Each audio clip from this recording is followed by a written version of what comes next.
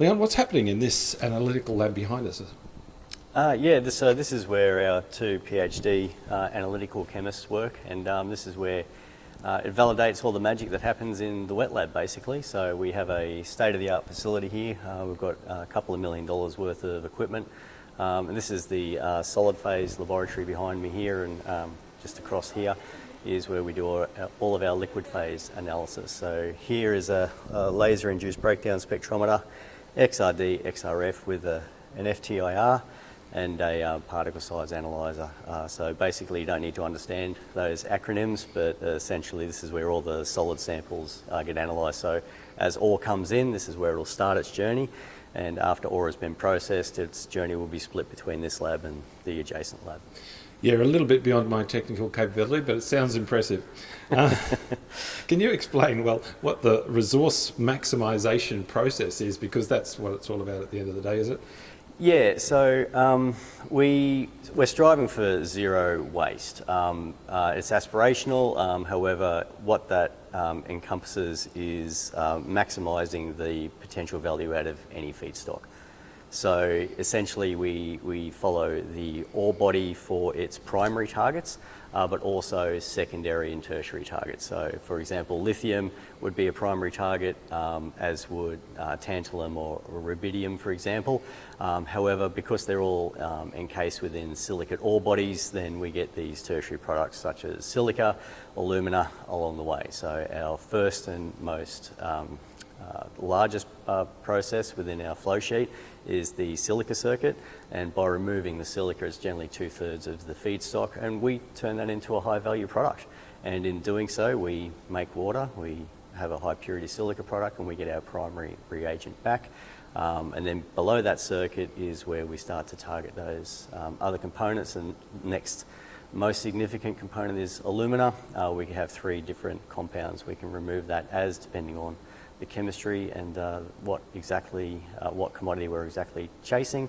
And then we have the lithium circuit, and then various other rare earth oxides and critical minerals. Great. And in that first reaction though, what's so important about the first one? Yeah, so we do actually have 2 different types of chemistries we can use at the front end. If the mineralogy is sufficiently labile, we'll use a standard reagent, and if it's a hard rock silicate, then we'll revert to fluorine. The strength of fluorine enables us to basically strip silica away from the matrix and dissolve it out of the matrix. And therefore we have removed silica from the feedstock. And silica is the glue that holds the planet together, and most hard rock silicates, of course. And we have a very effective process of removing it in an ESG responsible manner. So what that means is there are no emissions. We recover the reagent that is used to dissolve the silica, and we regenerate that. And it's all low temperature. It's 100% efficient for fluorine recovery from that circuit. And it is vital to our process that we manage that circuit well, because it opens up all the opportunities for the value recovery at the other end. As you just said, it holds the world together, this sort of stuff. Pretty important chemistry going on here. What about the safety issues? How do you keep them under control? Yeah, and essentially the best thing that we do here, it's a step leach, so it's a standard temperature and pressure. So, we're not using high temperatures, we're not using high pressures. All reagents used in the chemical industry are generally hazardous in some regard, as is high pressure steam at a power plant. So, there's hazards with most materials, and it's all about understanding those hazards and just working with them to mitigate the risks as required. And in an age of advanced polymers and high-grade stainless steels, fluorine's been hiding in plain sight for 160 years, but now, and it's an expensive reagent if you do use it and not recycle it, which is why, one of the reasons why we recycle it is obviously economic, but also from the ESG perspective, keeping it inside the loop means you're not actually consuming it. So that reduces the risk even further because there's no environmental discharge, there's no toxic waste, so it's a closed loop circuit. And that's one of the best credentials that Fluorimet has for its process. that closed loop circuit, why does it matter so much and why hasn't it been done before? You'd think it seems pretty obvious. You would think. So basically most large refineries operate on a 19th century flow sheet. And what that means is you have two inputs, which will be your reagent and your feedstock, and they would go through the process. And at the end of the process, you would have a primary waste and a primary product, and that's it. So with the primary waste, you would end up with a tailing storage facility of some description, which would normally be of several hundred hectares in size. But having said that, it's called a primary waste stream, but it will be full of multiple different commodities, which are all simply non-target. So that's what, again, differentiates our approach and our technology from everyone else.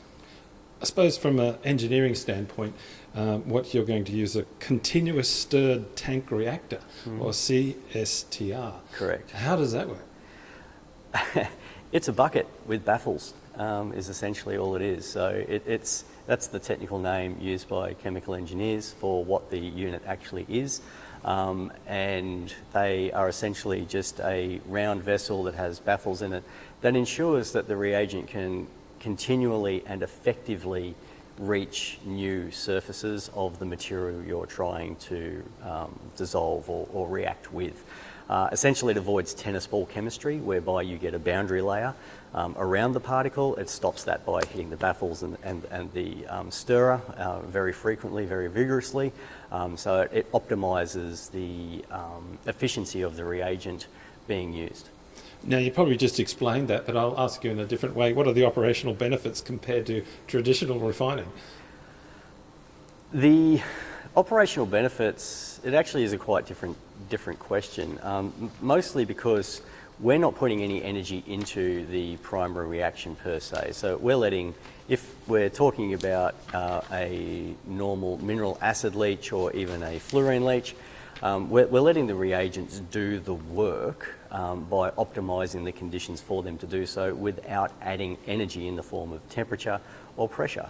And that has two benefits, and basically it's economically cheaper to run something that doesn't require additional energy, and also it enables it's a higher degree of safety by not having that energy. There's high temperatures and high pressures in vessels that are using sometimes concentrated reagents.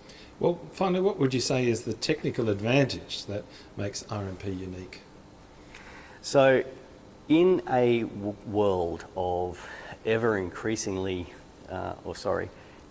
decreasing ore grades, we're getting to a point in human evolution whereby we need more stuff and there's less of it. All the good stuff's already been picked up, all the high grade ores are generally depleted.